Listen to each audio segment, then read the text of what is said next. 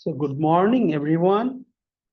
So this is our first class for STAT 638. And this is a combined section of 600 and 700. And it is the online part is recorded. Are you recording? Huh? Did you select the recording? Yes. Thank you for the reminder. Yes, I did that. And so this is the Canvas web page of the course. What you see here, if you click on the module part, you can find the syllabus, then YouTube links of the recorded lecture videos, Zoom links for my office hours, and Zoom link for the Q&A. This is the TA's office hours Zoom link. Next, you have assignments with the tentative schedule, then lecture materials, and old exams along with the solutions.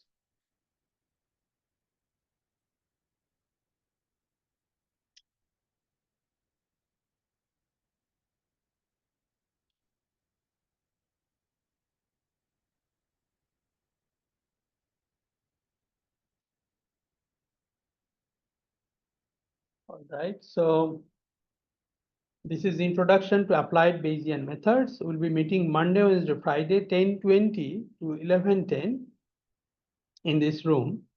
And I'll be holding office hours from 11:30 to 1 p.m. Monday and Wednesday, in person and online. Wednesday, I'll be holding Q&A from 3 to 4 p.m. And the link is given on Canvas. If you have any item to discuss, email me ahead of time.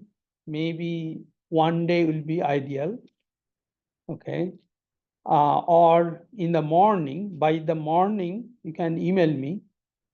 And then I know that we have something to discuss. Then I'll come to the Q&A recording. You can join also the Q&A session. But if I don't see any email or any information, I will not come here and wait here for the Q&A. Course description. So in this course, we'll learn about uncertainty regarding parameters and how they can be explicitly described as a posterior distribution, which blends information from a sampling model and prior distribution, emphasis on modeling and computations under the Bayesian paradigm. It also includes prior distributions, Bayes theorem, conjugate and non-conjugate models, posterior simulations via Gibbs sampler and MCMC, and we'll also learn hierarchical modeling. So this is what we'll be learning in this course. Course prerequisite, STAT 630 or 650, familiarity with R is good, but even if you don't, if you are not familiar with R, I'll teach you how to use it. You get help from the TA. TA will also help you. And as long as you have some basic idea about mathematical statistics, it should be fine. If you need any help, I'm here to help you. Any difficulties, talk to me during my office hours, I'll help you. Don't worry.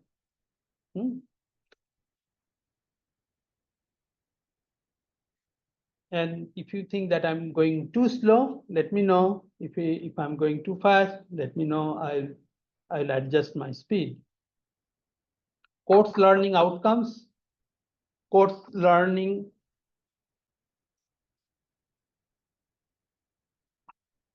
outcomes. The objective of this applied master's level course is to introduce students to the Bayesian paradigm for data analysis.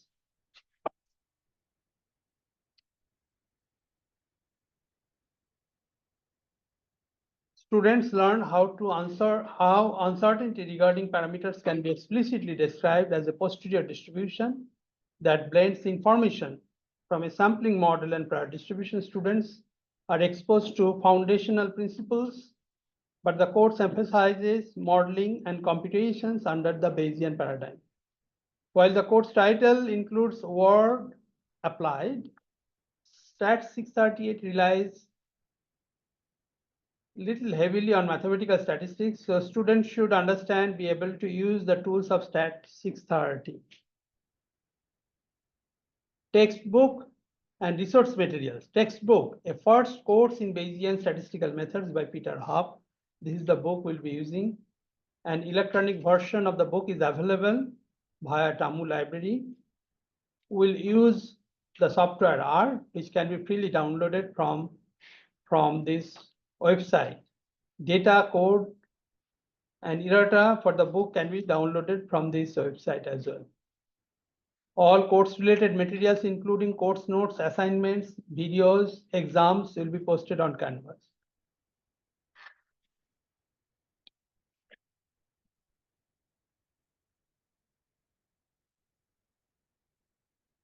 This is the standard grading policy for the university. Course grade will be determined based on 20% homework assignments and 80% exams. Homework problems will be posted in Canvas. All homework assignments must be submitted as a PDF file. There will be 2 exams, each worth 40% of your grade. Late homework policy. Homework assignments will be posted at least a couple of weeks before the due date. Actually, it is posted already in the beginning of the semester. So you please do not give any excuse not submitting on time. So no late homework will be accepted. If a student misses a homework assignment due to university excuse reasons, then he or she should contact the instructor. It will be handled on a case-by-case basis.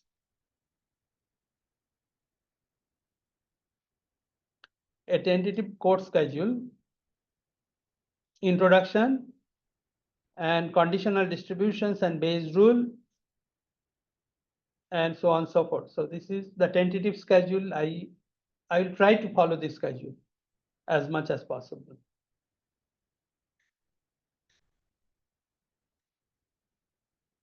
Important dates. Today is the first day of the class, August 25th, Labor Day. Next Monday, there is no class. Midterm 1, October 3, Friday.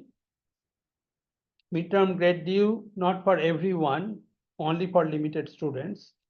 On October 13 and 14, holiday, fall break. Q drop day is November 19. Reading day, November 26th, the Wednesday right before your Thanksgiving break. And then you have Thanksgiving break, and midterm 2 will be December 5. There is no final exam. You have a question? Okay. And last day of our class is December 8, but there will be no class. I will not come to the class on December 8 because your second midterm is already on December 5th. There is no final exam. I removed the final 2 midterm exams and homework. TA, this is our TA, email address is this, and he will be holding office hours on Thursday, 10 to 11 a.m. Office hours are online and also in person. Zoom link is given in Canvas.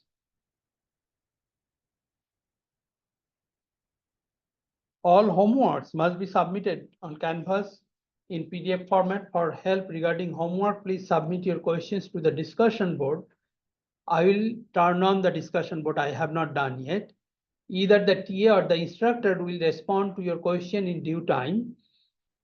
Either the TA, Mr. Carl, or the instructor will visit the discussion board once every day. You may also talk to the TA during his office hours.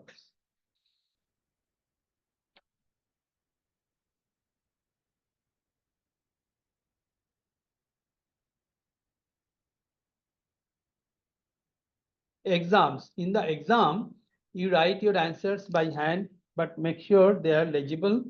In the end, you may scan your answer into a PDF document and then upload it to Canvas. There are many freely available scanning apps for smartphones. You can use any one of them. Do not take a photo of the answer sheet to create the PDF file. And the detailed exam policy is given below. Exams are unproctored. Exams are unproctored. No one is going to proctor you. You proctor yourself. And it is open book, open note, open internet. Okay, and I trust your moral. Exams are available in Canvas for a 24-hour period starting from 6 a.m. on the day of the exam until 6 a.m. on the next day. 24-hour period. You can start the exam at any time during that period. It is a 2-hour exam. Whenever you start, you get 2 hours time to finish it. Canvas will count the time, and do not start the exam after 4 a.m. of the following day, because it will end at 6 a.m. So if you start after 4 a.m., you may not get the complete 2 hours. Once you start the exam by entering the password, the time will be counted. You'll get exactly 2 hours. Canvas will not allow you to submit the exam after 2 hours time window. If anyone submits the test by emailing the TA or the instructor after the 2-hour window, then the following penalty will be applied. I have seen people have submitted exam through email, not on Canvas, because they took extra time. That's why they are not able to submit through Canvas. They emailed us. We'll accept it, but this is the penalty. 1 second to 5 minutes late, 1 second to 5 minutes late, you will lose 50% of your earned percentage score. So if someone earns 80%, half of 80% will be gone because of the late submission. So you get 40% essentially. And 5 to 10 minutes late, lose 100% of your earned percentage score. No one did it. I think after I said it, I forgot to say it in my syllabus last time, and then I changed it because I did not say it. Some people submitted it late, and then I said it. No one submitted it after that. So please do not do that. All right. So October 3, Friday, is your exam 1, exam 2, December 5, Friday. This policy, makeup policy, this policy is based on the university policy on attendance given in student rule 7. And what are the rules? The rules are the following. If you must miss an exam because of a university excused absence or due to illness or circumstances beyond your control, notify me. If your absence is approved, I will notify you of how you can make up the missed exam. If you fail to submit a homework assignment by the due date because of an university excused absence or due to illness or circumstances beyond your control, notify me in writing or by email. If your absence is approved, then the missed homework will be dropped before the grade calculation. And the rest of the part is about university policies.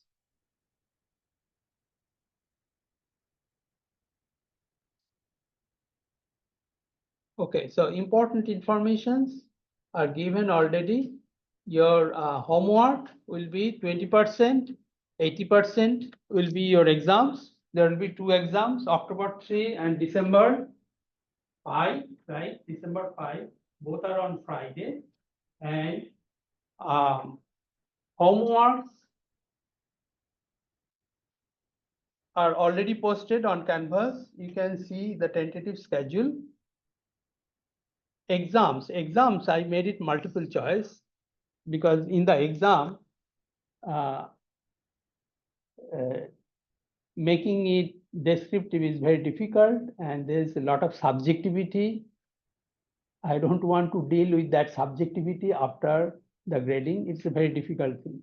Therefore, It is all multiple choice, although multiple choice, but you have to derive the answers to get the correct solution. Do not get help from the chat GPT, although it is open book, open note. I'm requesting you, but it is beyond my control.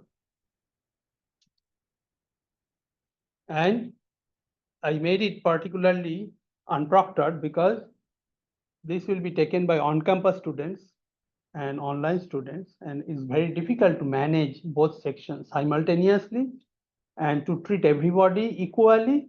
I made everyone, whether you are on campus or off campus, you take that online exam. Online exam. On the exam date, you take your exam anytime you wish. Just do not start the exam after 4 a.m. of the following day. Questions? Yes. So it starts on 6 a.m. that Friday and goes till 6 a.m. Saturday. Yes, yes, exactly. Central time.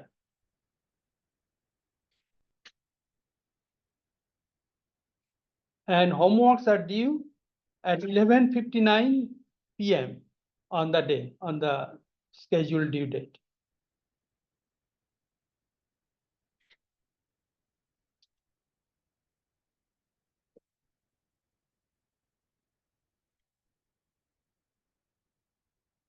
And after the homework, after the due date of every homework, you will get a solution key.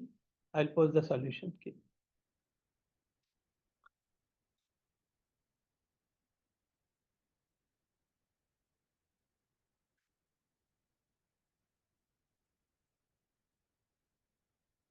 So this is chapter 1 material. Chapter 1, what is Bayesian statistics? Bayesian statistics is a method of statistical inference using the Bayes rule. We know statistical inference. What is inference? Inference is making conclusion about something unknown based on the data, right? So this is the overall idea of statistical inference. And there are two paradigms. One is the classical paradigm, where we use only the observed data to make inference about something unknown. And the other paradigm is the Bayesian paradigm, where we use observed data and some prior information about the unknown parameters. We mix them together and then we make inference about the unknown parameter. This is the Bayesian paradigm. We'll talk mainly about the Bayesian paradigm. And it provides a rational means of updating prior beliefs in light of information contained in the data. Some attractive features of Bayesian methods are parameter estimates have good statistical properties, straightforward methodology for predicting future and missing data, cohesive, well-prescribed means of estimating, selecting, and validating models, natural quantification of uncertainty, coherent updating of knowledge as new information is received. And you will see that the quantification of uncertainty is done very naturally. That does not happen if you do a classical inference. In the classical inference, in order to quantify uncertainties, you have to think about the hypothetical scenario that you'll be collecting data multiple times from the underlying population, and then what would happen, what would be the uncertainty. But in the Bayesian context, we do not need to assume something hypothetical. Given the data, given your observed data, we quantify the uncertainty. Therefore, the interpretation of the uncertainty is much easier in the Bayesian paradigm. There are some pros and cons of the Bayesian methods as the classical methods. I'm not saying classical methods are bad, Bayesian methods are all good. There are pros and cons of both paradigms. But this is one important advantage of the Bayesian method as opposed to the classical one. Uncertainty quantification.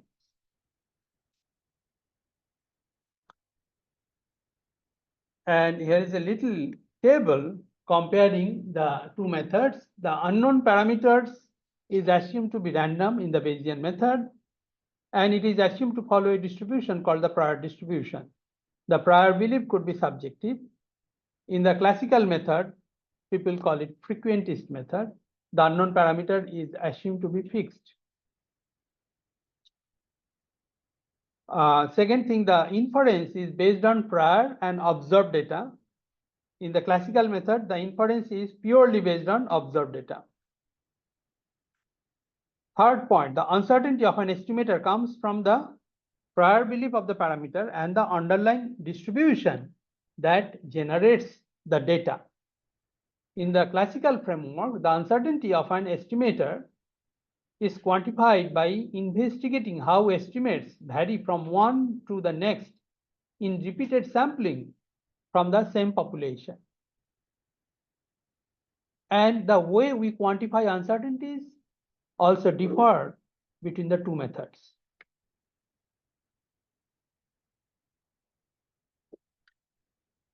To a Bayesian, data sets that might have been but were not observed are irrelevant for making inferences about the unknown parameters. The only data set of any relevance is the one that was actually observed.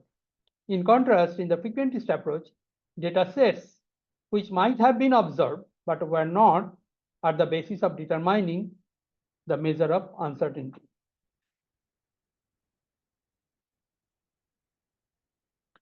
So what are the basic steps for a Bayesian procedure? First, we considered the data generating probability model that involves some unknown parameters. Next, consider the prior distributions for the unknown parameters. Third, obtain the posterior distribution of the parameters. Fourth, calculate the posterior summaries such as posterior mean, posterior median, or mode. The uncertainty of the posterior distribution can be calculated by calculating 2.5th percentile and 97.5th percentile of the posterior distribution. So these are the steps. First is the assumption about the data generating model. Second is the prior distribution. Third is amalgamation of the data, observed data, and the prior. Fourth, obtain the posterior distribution, calculate the posterior summaries, and quantify uncertainty. These are the basic steps, and through some examples, we'll learn how you can do those things. Questions?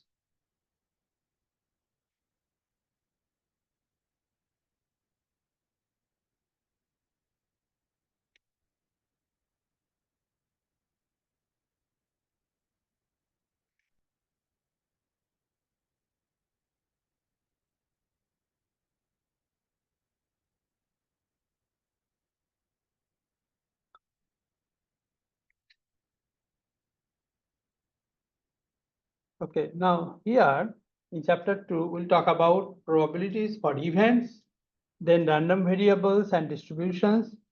These are very basic things, sort of review of basic materials before we talk about Bayesian inference. So this is review. This part will be review part. And feel free to ask me questions. So events and partition. Each random experiment has a sample space. Sample space, some people denote it by uppercase omega letter. Some people denote it by the script S notation. And what it represents the collection of all possible outcomes of a random experiment. Events are subsets of the sample space. We say that a collection of sets A1, A2, AM is a partition of script S if the sets are mutually exclusive and exclusive or disjoint, and exhaustive. That means union of those sets form the entire sample space. Talk about an example to illustrate the partition.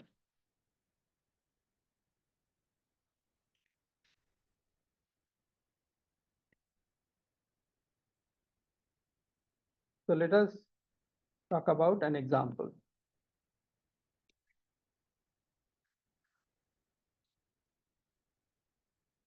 So suppose what is that? I take one example, illustrative example. It's a random experiment.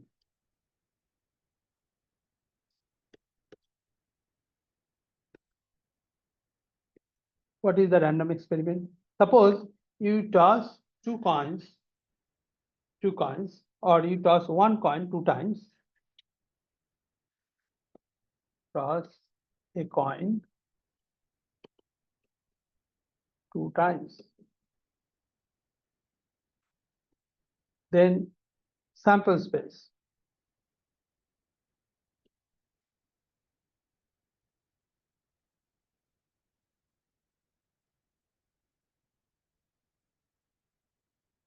Sample space is the set of possible outcomes of that experiment. So the possible outcomes are head, head, head, tail, tail, head, and tail, tail.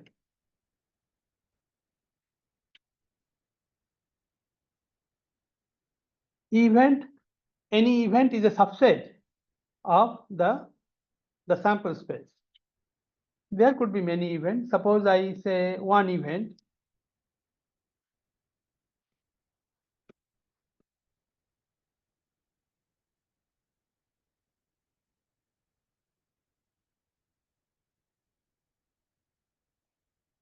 Having at least one head.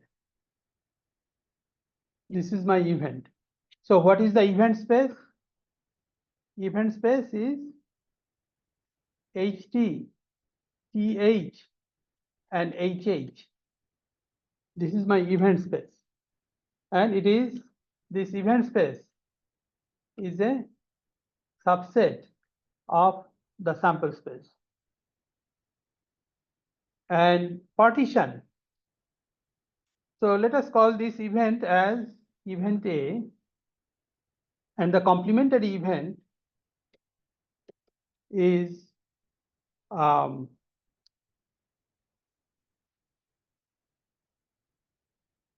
complementary event consists of the outcomes that are not in the event space. So here, having at least one head, the complementary event is no head.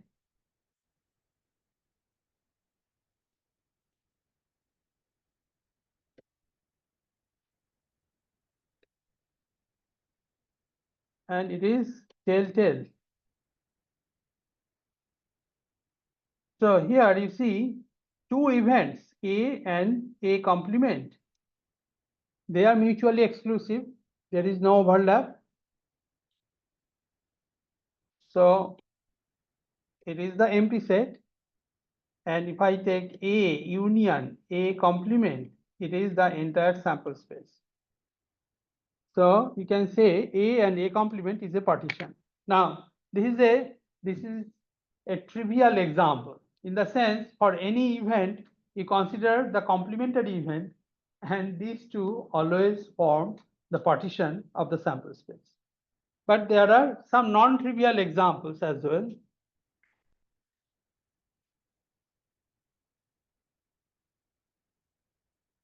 Non-trivial examples.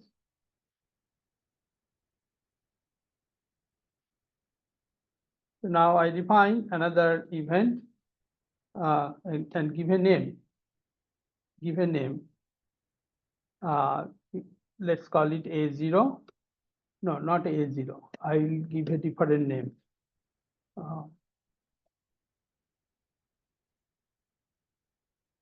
Let's say B0. 0 head in two process. B1, 1 head in two crosses B2 two heads into crosses. So here your event space has T and T. Your event space here consists of two elements, HT and TH. And here it is HH. Now you see B0 intersect with B1 empty, right? So non-overlapping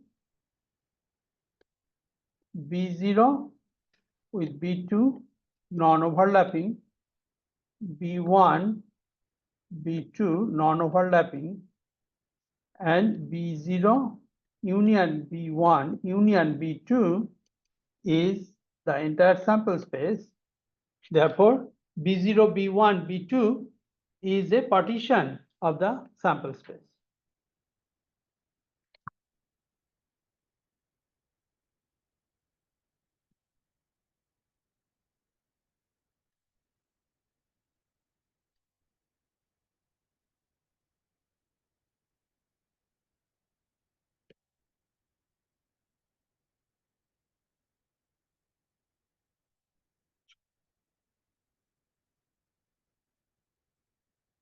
So I talked about this example. Next is um,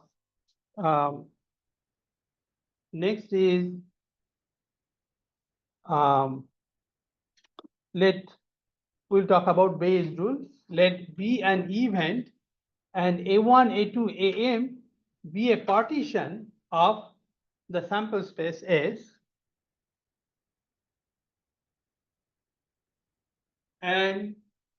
and the conditional probabilities are defined as B given AI. That means it is the probability of event B given that AI has already happened. Next step, I'm calculating the marginal probability of the event B. And the third step is the Bayes rule.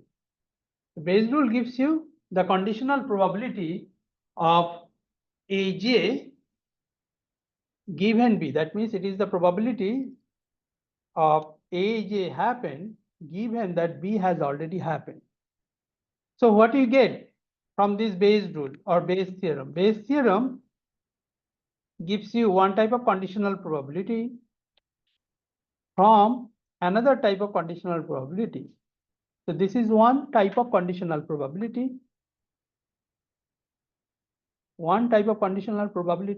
and you are getting another type of conditional probability.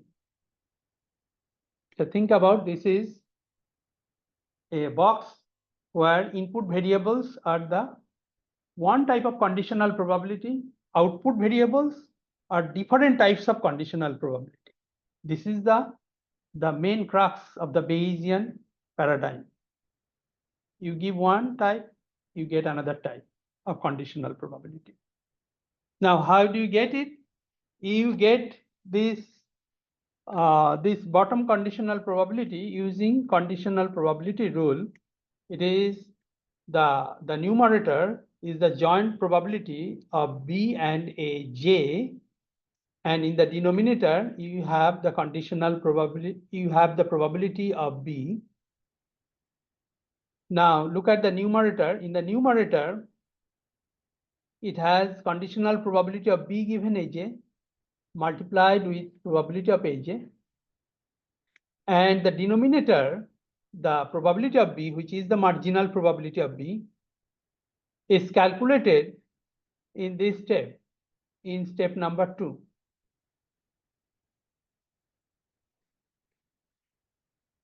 So from a given set of conditional and marginal probabilities, what are the marginal probabilities? These are the marginal probabilities, probability of AI. The Bayes rule provides another set of conditional probabilities.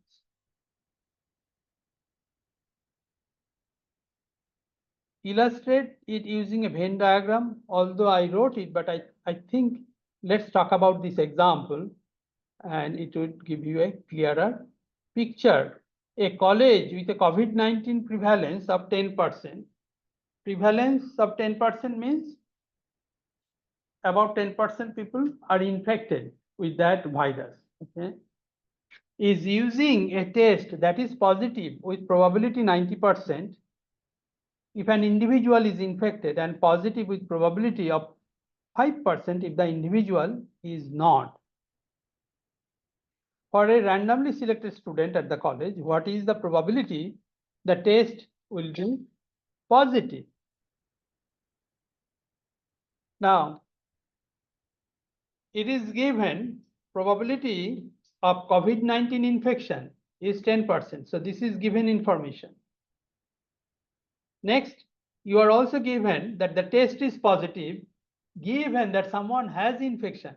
So conditional probability of positive test given someone has the infection equal to 0.9. And the third piece is the conditional probability that the test is positive given that someone is healthy is 5%. So these three pieces you have. You are asked for a randomly selected student at the college, what is the probability that the test will be positive? That means you are asked to calculate this marginal probability of test result positive. Now that test result positive can happen if the person is infected or the person is not infected. So the first term is the probability that the test result is positive and the person is infected. And the second term is test result positive, but the person is a healthy person. So now you multiply these two pieces, 0.9 times 0.1, and the second term is this 0.05 times probability that a person, randomly chosen person, is healthy, not infected by that COVID-19 virus. You know, probability that someone is infected with the COVID-19 virus is 0.1. So complementary event, that means the person is healthy, is 0.9. Therefore, it is 0.05 times 0.9. So if you multiply these two terms, eventually you get 0.135 as the probability that a randomly chosen person will have test result positive. And the second question, given that a student has tested positive, what is the probability that the student is actually infected? That means probability that the person has infection given that the test result was positive. And this is where we apply the Bayes rule, right? So this is another type of conditional probability. What you do in the numerator, you have probability test result positive given that someone is infected times probability someone is infected divided by the probability, marginal probability that the test result is positive. You already got that number 0.135 and the numerator is 0.09. So it is about 66% or 67% probability that someone is infected given that the test is positive. Now let us solve this problem using the tree diagram.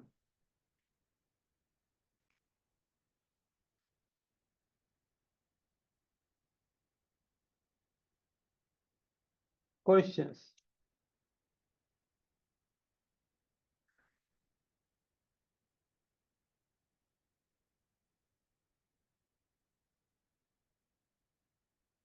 So this is a random person has two options. One is healthy option, another is the person is infected with the disease, COVID-19 disease, therefore I call it C, and H means healthy. And these two things are mutually exclusive and exhaustive. So in the population, I'm considering either someone is infected or not infected. So mutually exclusive and exhaustive. That means there is no other category other than these two. And for a healthy person, you also have two possibilities. For healthy person is going through the test result could be positive, test result could be negative. And for the infected person also, there are two possibilities, test result positive and test result negative. I'm sure a lot of you already went through this phase, right? When COVID-19 hit, everybody went to that center, health center, to be tested. Whether it is the person is infected or not, everybody got tested. Some people had positive results, some people had negative results. But how do you know whether the person really carries the disease? Because the testing kit was not 100% accurate. There are some specificity and sensitivity. Specificity and sensitivity were not 100%. Sensitivity means someone has the disease, conditional on the fact that someone has the disease. What is the probability that the test result is positive? That is the sensitivity of the diagnostic test. And the specificity is the probability that the test result is negative, given that someone is not infected. So for an ideal diagnostic measurement or testing technique, both probabilities must be 100, but that never happened. Something was about 95% and something was about 80%, okay, for all the diagnostic tests. So it's a very relevant problem for infectious disease, not only for infectious disease. This is also true for, you know, for people, for women who are more than 40 years of age, they are recommended to do, I think, either biannually, once in 2 years, maybe, or once in a year, mammogram test for checking breast cancer. So this is another diagnostic test. And that test also is not 100% accurate. 100% accurate means sensitivity 100% and specificity 100%, right? So they are not 100% accurate. Some probability is associated, maybe 90%, 80%, or 90%, 85%. So that means if someone's test result comes out to be positive based on mammogram, does not mean that person really has the disease. Because what they do, they pathologically, they look at some of the tissues, blood samples, and it's not so easy to identify which one is the cancerous cell and which one is not cancerous cell, right? If someone is doing, some person who is a healthy, for a healthy person, healthy looking person, it's not so easy to identify the cells that are malignant. Therefore, there is always a possibility that the test result positive does not mean someone has cancer, breast cancer, and test result negative does not mean the person does not carry malignant cells. So coming back to this example, probability that someone is healthy is 90%, right? 0.9. I write the probabilities along these arms. Someone is infected is 0.1. So you look at these two probabilities. If you add them, it is equal to 1. That means they are mutually exclusive and exhaustive. Exhaustive means there is no other possibilities. If you add these two probabilities, you get 1. And test result positive. So this is the conditional probability I'm writing here is 0.05. And this one is 0.9.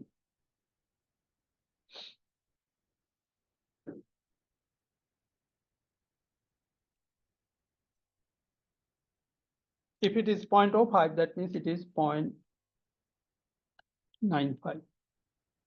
Now, what is this 0.05? 0.05 is test result positive given someone is healthy. And what is this 0.95? It is that the test result is negative given someone is healthy.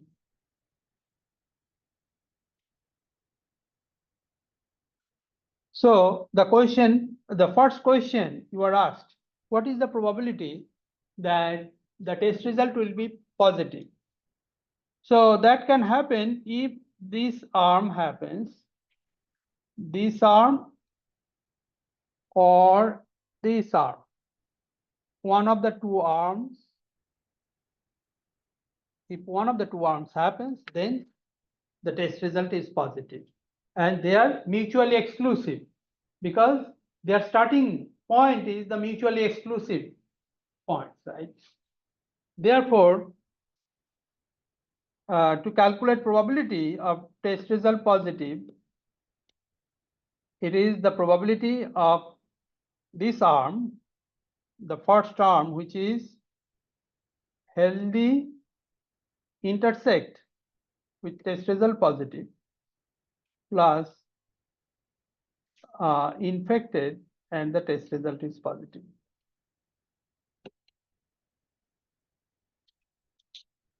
And the first term is calculated by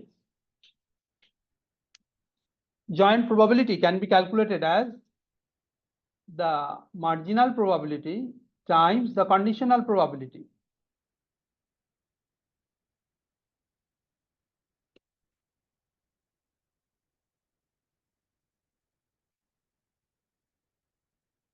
And this guy is 0.9 times 0.05 and the other guy is 0.1 times 0.9. And that is how we got this 0.135. 0.135. And the other part was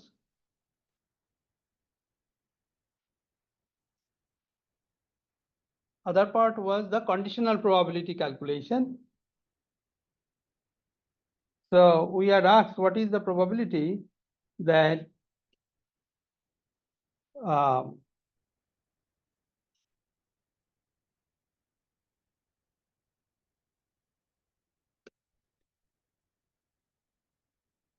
someone has the disease, like infected, given that the test result was positive.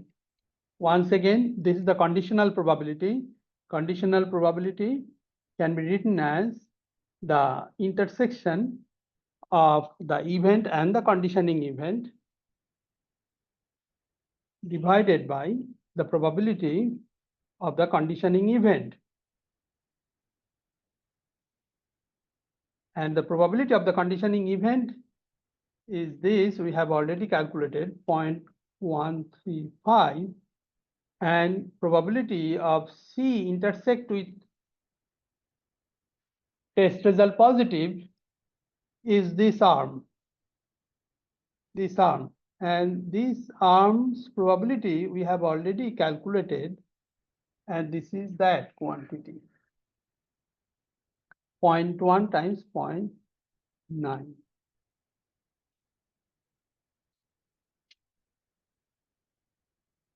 Questions?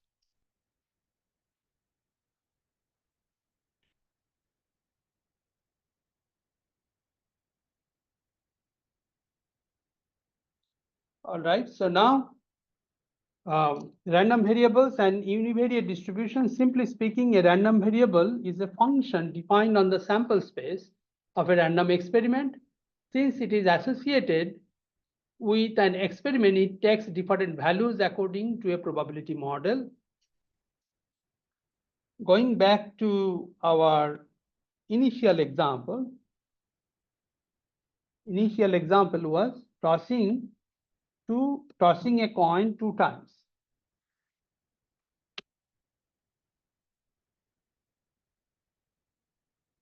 So tossing a coin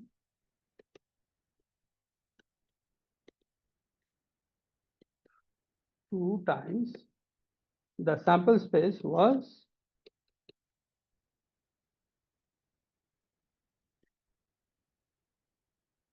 Now I define this random variable. Random variable is defined on the sample space and its range is on the real line, some values of the real line. So suppose I define x of hh equal to 1, x of ht equal to 1, x of th equal to 1, and x of tt equal to 0. That means it is defined on the sample space and its range is 0 and 1. So it is a discrete valued random variable I defined on the sample space. It is taking only two possible values.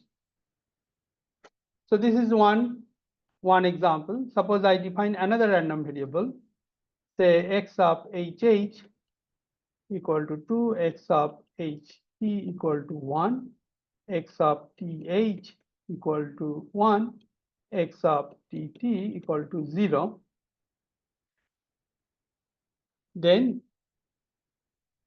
it is defined on the sample space and its range is 0, 1, 2. So depending on your need, you define the random variable. It's a real valued function. Real valued function in our class, and it could be vector valued later on. And random variable, complex valued random variable is also possible. But in this class, we will talk about real valued random variable. Real valued random variable, it could be discrete valued, it could be countable, and it could be a vector valued random variable. So random variable could be discrete, it could be continuous, and then we talk about different characteristics of the random variable in general. In our next class, we'll talk about all those things.